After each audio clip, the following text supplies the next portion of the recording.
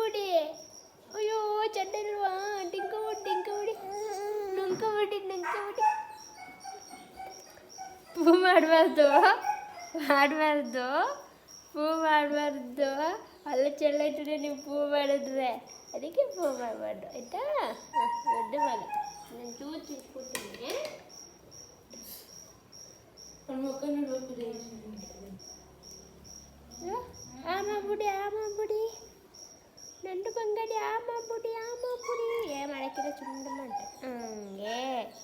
ಓ ಅಯ್ಯೋ ಅಕ್ಕ ನೋಡಪ್ಪ ನನ್ನ ಮಗಂಡು ñam ಮಾಡು